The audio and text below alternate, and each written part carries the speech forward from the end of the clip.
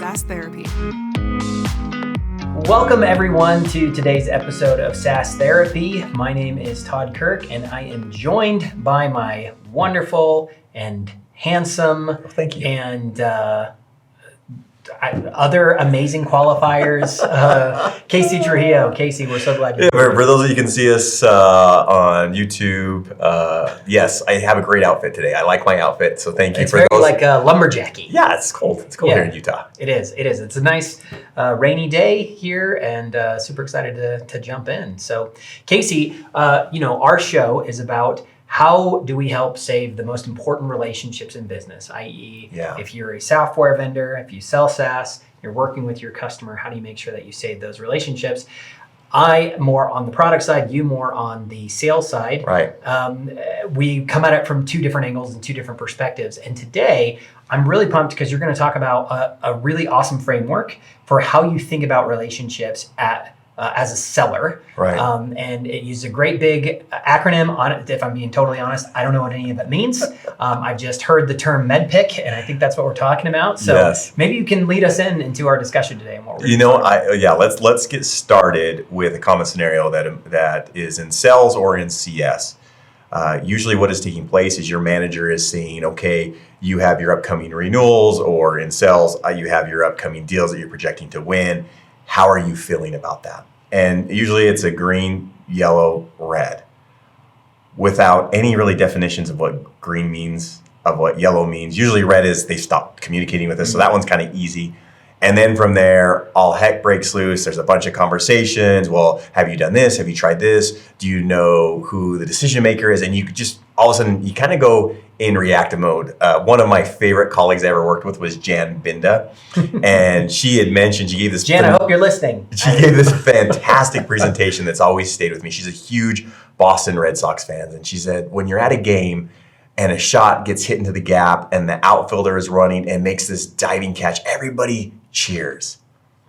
But she said, you don't want that. You want the routine fly ball that's just simple and you always catch it, because your percentage of catching that is super high. It's not as exciting, but it's super high. So how do we take an approach to this green, yellow, red that is more predictable, that takes the emotion out? Todd, you always hear me say this, what's the fact and what's the story, right? Usually, unfortunately, us as human beings, when we're telling something to somebody, we're relating information, it's usually based off of emotion.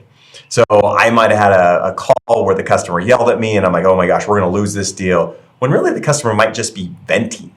But I take what's being told and I make that into a fact, though it's just a story that I'm starting to say what happened. The fact was I had a conversation with my customer. The story is how I interpreted what is taking place. So MEDDPICC is a variation of MEDDIC. MEDDIC was actually founded by Dick Dunkel. He wanted to take an approach where you kind of take emotion out and let's just look at facts. And off of facts, we can start to understand where our gaps are, because we want to make decisions that are not emotional based.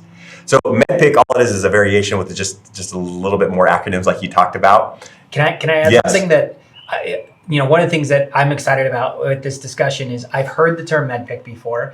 I'm not super familiar with it. Like I said, I don't know a ton about what these things mean, but you said something that really caught my attention. So back in the day, when I would help people from a change management perspective, one of the things that I would talk about is the idea of field triage. And one of the things that's really fascinating, if you think about where the term triage came from, we actually use it a lot today. I hear people say all the time, like, "Oh, I need to triage my email." Right. What people don't realize is where the word triage comes from is from a field medic on the battlefield.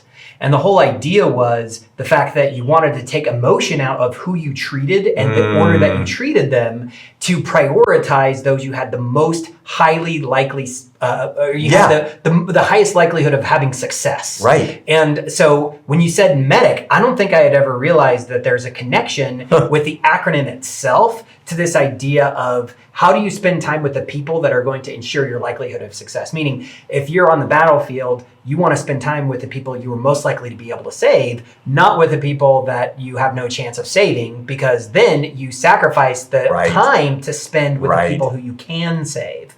So anyway, just a random aside that was a click for me that I hadn't thought about before.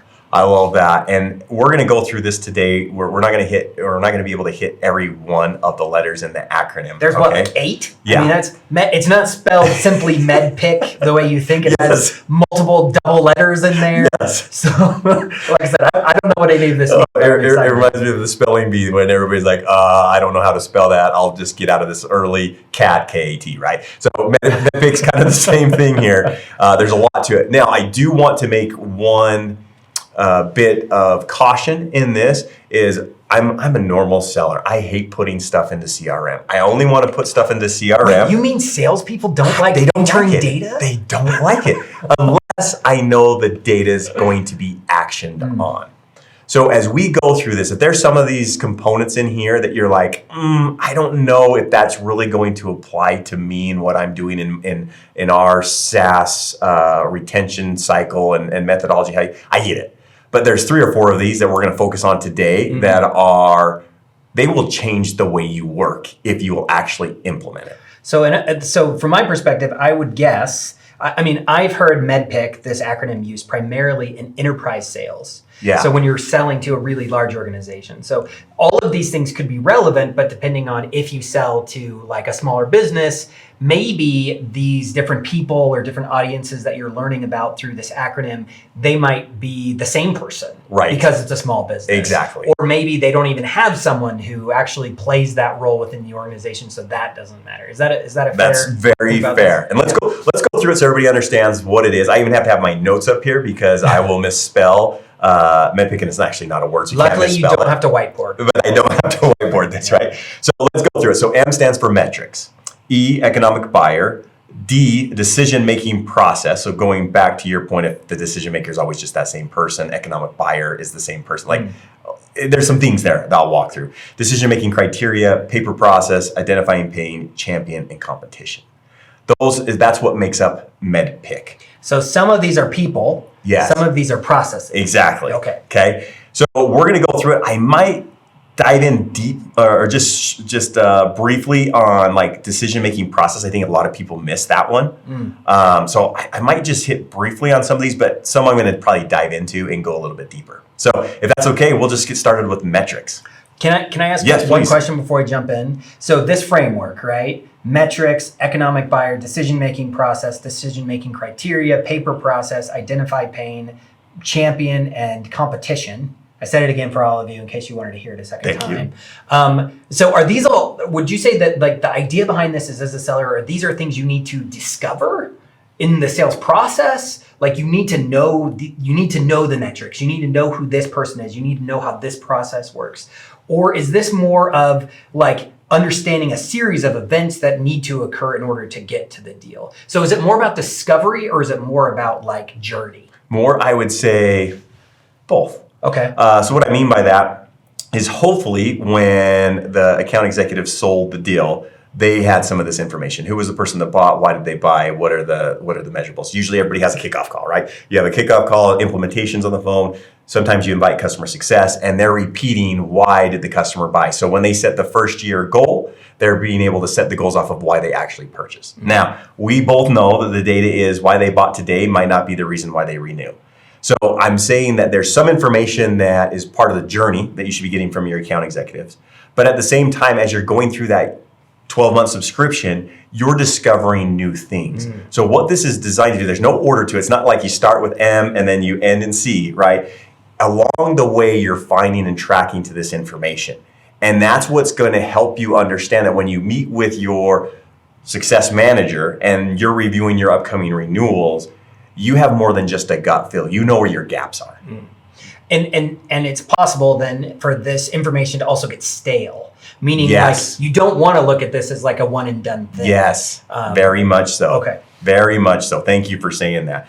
So let's jump into metrics. So one of the key things, and we've discussed this in previous episodes, is metrics. We usually just think about the quantitative component, or sometimes we do think about the qualitative component, which is the data. So usually we're thinking about MAU, qualitative side of things, right? And that's what we actually bring to the table. How many people have used their licenses? How many are actually active according to how we describe monthly active usage?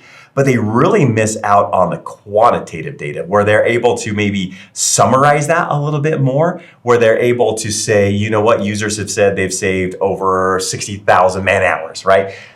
And the tough part is usually for the SaaS vendor, your CS, the only thing you can actually see is if people are logging in or not, right? You can only see what features they're taking advantage or what features they're not taking advantage of, right? So that's why you want to have two measurable metrics. Now, here's the key, Todd, though. Here's the key. Your customer has to agree that those metrics are meaningful. Okay, so this is a really interesting point, because from my perspective on the product side, we did a study a long time ago as an example on the time savings for a user to like learn how to do a certain thing in our product. So, and what we did was we went in and we said, all right, how much time are you saving using the tool? And then we look at how much time they spent in the tool. And what we discovered was for every minute spent in our tool, it saved them a minute every week. Meaning if they came one time for a minute, they'd save 50 minutes in the rest of the year. That sounds awesome, right? To say, look, if I can get your attention for 1 minute to teach you something about our product, then that's going to help you in your job get a 50x return in time saving. So maybe over the course of a year, we could save a large enterprise organization somewhere in the realm of 30,000 hours or something, imagining that we have 30,000 people who actually go in and use the product at that level. But what's interesting is I've discovered that if I go and I tell a customer, we saved you 30,000 hours, they may not care at all. And one of the things that's hard about it is like time savings itself is like, well, what did I do with that time savings? Did my employee then slough off and then cause them to be less engaged? Or did they actually spend more time on more valuable activities? And if they don't care about the time savings as an ROI, then it doesn't really matter how cool you think it is. Then it just kind of becomes like a gee whiz thing. That's essentially what you're saying. You can't You can't just tell them some cool data point and then hope that they are excited about it. They have to buy in that is what success looks like for them. Yes. 2 bonus tips on this. Number one, first bonus tip is you might have your champion, the person that you're working, your point of contact, say, Todd, that is fantastic. Like, I had no idea we saved that much time. Okay, that does not mean that the person that signs the agreement for the next year is going to feel the same way. So you need to stress test that. You need to say, I love that you find that impactful. What do you think your management will say about all that time saved? And that's where they'll say, well, my boss kind of says those are squishy numbers. And how do you actually really measure that? And then what did they do with that time saved, right? So then here's bonus tip number 2. If you are doing surveying and you're asking that question of time saved, the next question in your survey should be, what did you do with that time saved? So that way the users are saying, not only did I save X amount of time, but here's what I did with my time. And now that's quantifiable. Now, when you're building that case with your champion and they're going to the economic buyer to get sign off, they have both use cases with that. So the bonus tip, number 1, just because it impresses your POC doesn't mean you're going to impress the economic buyer. And number 2, make sure that you're also making sure that you're finding out what they didn't or what they did do with that time that they saved or the money or whatever that might look like. Well, and ultimately, when you think about metrics, I would say that it probably falls into one of 3 categories too, right? Which is, did it make me more money? Yes. Did it save me money? Or did it protect me from some sort of risk? Fantastic. Right? So it's usually one of those 3. Fantastic. Saving time potentially is a cost savings efficiency metric, but you can measure success in one of those 3 ways, right? Did it make me money? Did it save me money? Or did it keep me from risk? I could not agree more on those 3. That was a gem. Again, I hope everybody's writing that stuff down or pausing and saying, hey, I want to go back to that. All right, so let's go back to now. We're going to go to E. I want to focus down on this one because most people say, yeah, I know what an economic buyer is.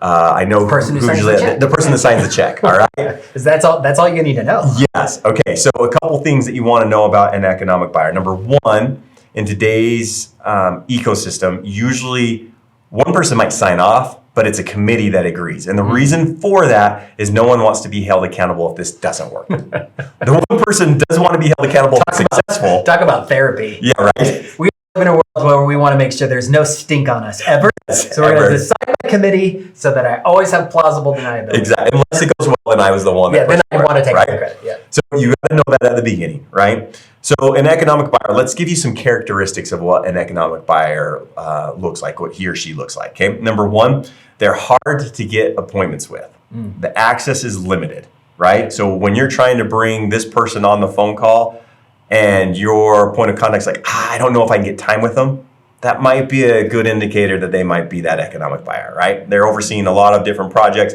They might not be able to be in there. They're usually very business oriented. So this is why I'm talking to you about, hey, time saved might not be something that this economic buyer really cares about. I loved how you put it in 3 quantifiable things, right? Did it make us money, save us money, or reduce the risk, right? That's something that economic buyer will care about. Okay, they always want to align to a strategic vision. What's the big vision for 2024? We're trying to improve our customer experience, right? Okay, how do I align to that? So just important for you to understand business oriented, right? Number 3, they want ROI. They want the return on investment. What does this actually look like? And you better make sure that your math adds up because that's the way they see things. They see it in black and white. They're not emotional about this. They'll rip you out in a heartbeat and go to somebody else, right? They are looking for the ROI because that's why they bought it. Yeah. By the way, I love this point. I was talking with a vendor yesterday who is frustrated, and we're talking about MAU. And what was funny is the analogy that came to my brain immediately when it comes to any SaaS application is, if you've ever heard the old story, I don't have to be faster than the bear, I just have to be faster than you. Right. What's funny in SaaS is what I feel like oftentimes what happens is those economic buyers, when it comes time for like budgeting and managing and figuring out where they go, they may not start at the ROI. What they probably do are they go after the ones where they know there is 0 ROI. And so what's interesting is that a lot of times if there's multiple tools, multiple solutions within an organization, the first thing they're going to say is, what are we not using? There it is. So the only thing MAU really helps you with is outrunning the other slower people, right? If the CIO is the bear and is chasing you, you're like, this is my competitor. I just have to be better than them. I don't have to be perfect. True. But like, I think what's magical there is they care about ROI to determine if they're going to keep one solution. But when it comes to cutting a lot of solutions, they're oftentimes just looking at the lowest common denominator. Yes. So you just want to not be at the bottom so that you're not gobbled up. But you also want to make sure if you're really safe, really make sure you're providing a good ROI for these people. I'm going to give you a couple bonus tips on economic buyers because they're hard to get to. A couple things that I like to do. So when your point of contact, when they have a win and they're super excited about a win, that's when I take that moment to say, does your executive sponsor know about this? Like your success? Like one of the things I love to do as a best practice is to show the success that you're having, what you put forward, and what our next go forward plan is over the next 90 to 180 days. Because who doesn't want to brag to their boss and also have you brag about them and what they're able to accomplish? So if you have comparison data by vertical, or if you have comparison vertical about a little bit about how they're performing next to somebody else that's your customer, and you can say you guys are actually scoring 20 points higher, or you're doing this or doing that better. Oh, they love hearing that. Everybody loves praise, right? They love praise and they love winning. Yes. Yeah. Okay. So that's a great way for your champion to introduce you to the economic buyer. So you're already coming in there with kind of in a friendship mode. Okay. The second thing is trying to find out who the economic buyer is. A lot of our champions like to say that they are the final decision maker, that they're the ones that, hey, I'm the one signing. And we take it for face value. So again, bonus tip number 2 is a stress test that I love to use where I say, oh, of course, Todd, you're going to be the one signing. Is there anyone else that's going to add their signature to yours? And now it's an honesty test. And usually most people in honesty tests, they want to be honest. And they'll say, well, no, I got to get some other sign-offs in purchasing and some other departments. Oh, who else is that? Okay, this is actually leading into the third one, right? And this is one I'm not gonna really spend a lot of time on this because decision-making process, it's a whole talk track that we would go through. There's too much time on this one. So that's why when I've asked about that economic buyer, we've gone through who other what other people need to put their signatures and add it to it. I say, so how will they make that decision? Like, obviously there's probably competing priorities. There might even be some competing products. How do you feel that the decision-making process is going to be determined? What are they going to measure this against? Again, if your champion, if your POC is on the same page with you, they're going to start to be transparent with you in regards to that. So the decision-making process is, what's the process they're actually going to go through, which then aligns with the decision-making criteria, which is the other D of what will they measure us against. So if you're in an RFP situation and they're saying, yeah, you're actually you're competing against 2 other software applications that we're now looking because other departments are using a similar application. I like yours the best, but there's other people running these other applications at our organization. What you're trying to coach your champion through is what will be the process and what will be the criteria, because there's 2 separate things, right? The criteria is, how are they measuring us all against each other or against myself? So that bear analogy, that's great. And then secondly, who are the people that are involved in deciding in that process? So those 2 Ds kind of go together. Yeah, okay. So essentially there is the decision-making process and then the decision-making criteria. So the process would be kind of like who is involved, yes, who makes the point, but the criteria is what are they using to make that decision. Yes. So process is who, criteria is what. Yes. Okay. And if I could actually have you, one of the biggest takeaways is start to understand the process and the criteria. Because too often we think that because I know the process, I know that it's going from my point of contact, they're giving their approval, now it's going over to purchasing, they give their approval, and then it finally goes to this economic buyer and he or she gives their final approval. We think, okay, we know everything about the account. But what we're sometimes scared to ask is, for this year's renewal, what's the criteria by which they'll be judging to make this renewal? And then that's where, again, you're doing a stress test with your champion. If they reveal that information to you, they're on your side. I mean, we haven't even talked. That's the C, by the way. I think yes, we're getting there. Yes. But like that maybe is a good stress test of, is this person really your champion? Because if they hold back that information of, oh, it's just as normal as last year, I just got to show this and this. Don't take that false positive, because it is a false positive, right? They may A, not know, they might be new, or B, they're setting you up. They just don't have the heart to tell you that you're not going to be winning this. You know, it reminds me of there's a great book that you and I read together last year, focusing on Never Split the Difference by Chris Voss. Yes. And one of the things that stuck out to me there was the idea of how it's easier to ask and get a true answer when you ask for no rather than asking for a yes. So maybe one of the things to think about is, how do you actually phrase your questions in a way where you're asking for the no rather than the yes? Because then they can give you that kind of false positive that you mentioned. And I don't know, what would your recommendation be there as far as how you might ask a question in that way to get that information from them without getting the false positive? Yeah, I think for me, one of the ones I will use, and again, this is going to sound crazy. I know it'll sound crazy, but it works. Like, I use these type of questions all the time. Is, let's pretend Todd, you're my champion, and I'm saying, hey, Todd, it feels like that this renewal is under heavy scrutiny and it's probably not going to make its way through. See, I love that, by the way. Doesn't that feel like super raw and real? Because the only answer they have is to either say, yeah, you're probably right. No. And now all of a sudden, the no is going to be real, right? Because they're not going to lie to you and tell you, no, it's not going to work. Like, no, you're wrong. Of course it's going to work. Of course we're going to buy it. So yeah, that's awesome. I love that. And if I do get the yes, I know the yes early, because that's the problem is we do all this work to try to give the best QBR, the best ROI, and it goes radio silent, and all of a sudden, hey, we've made our final decision, we've already moved along. I want to get the no as soon as possible so I can fix something. And if it's waiting till the end where, hey, sorry, we're not going with you, that's too late. So again, you can see how this takes out the emotion, right? Yeah. That's what we're trying to accomplish. So we've gone through metrics, economic buyer, decision-making process, decision-making criteria. We talked about how those two things go together. Paper process, this is just more for you need to be able to project when this renewal will actually take place. For CS, it's a lot easier because you have a renewal date. You have an actual end date. Well, and it may already be like approved as a vendor. All the stuff that procurement makes you go through, you've already jumped through. Yeah, for an account executive, paper process is key to forecasting correctly. So we'll skip that one altogether. Okay.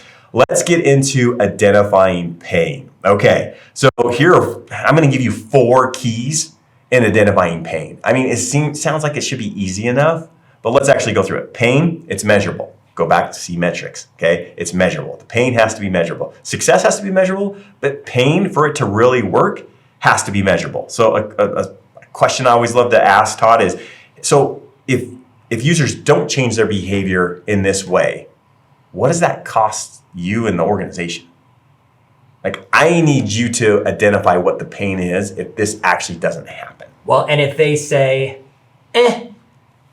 that's also a really good indicator that maybe you haven't really hit the nail on the head. Yes. So that goes back into this point of like, if you want to have confidence that your deal is going to go through and be successful and that the customer is going to convert into a long time, champion, advocate, and retained customer, like those things have to exist. If they don't exist, if they can't really put their finger on it, you're at risk. That's exactly right. Pain has a timeline, right? What's bothering me right now might not be bothering me in 2025, right? Everybody just came out with their 2024 strategies.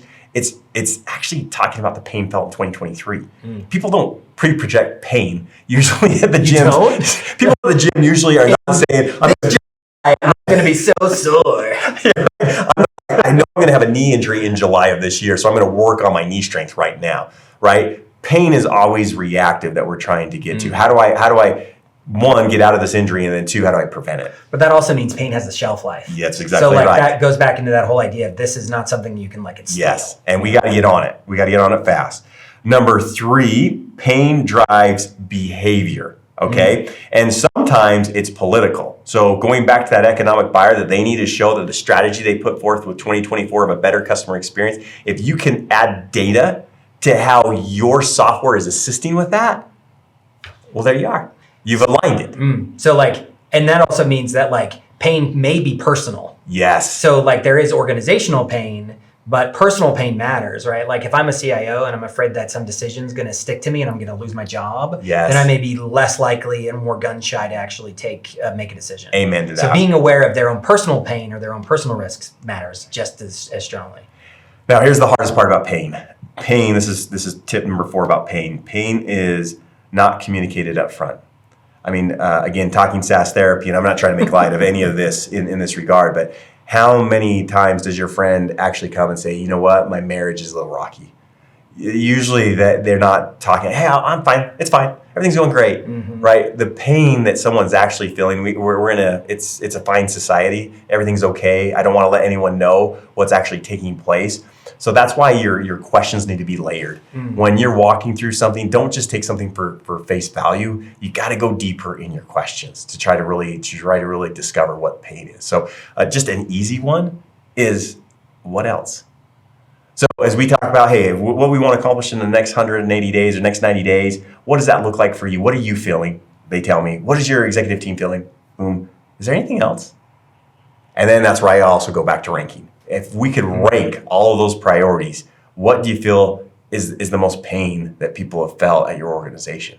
Well, and I also think that it requires some very active listening. Very. So as an example, they might make a comment that on its own right is going to potentially sound like totally harmless. Right. Or totally just it's fine. So you can even drill in a little bit different. And I think what's important is the fact that you can demonstrate that you understand the pressures that they're under and the pain that they feel by even being able to restate it to them. They need to be able to understand that you understand. Yeah. And that is going to open up the trust for them to feel more comfortable sharing the things that they're struggling with as a business. Now, Todd says he's not a seller, but one of the things that he is fantastic at, and he loved this book by Chris Voss.